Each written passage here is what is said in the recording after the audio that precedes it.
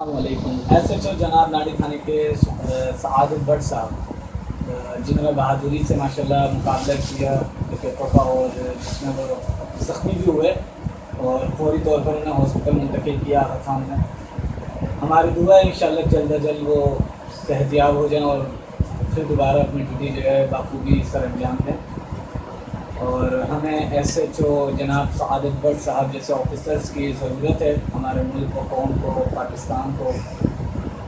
ایماندار ہو ویسے ہی ہانیسٹلی، یعنی کہ جنہوں نے ماشاء اللہ سے بخوبی بہادری کے ساتھ مظاہرہ کیا، بہادری کے ساتھ جو ہے کے ساتھ مقابلہ کرتے ہوئے جو ہے در وقت وہاں سے فرار ہونے کا ان کو موقع تو مل گیا، لیکن ان شاء اللہ تعالیٰ ہماری دعا بہت جلد وہ پولیس کی گرفت میں بھی ہوں گے۔ اور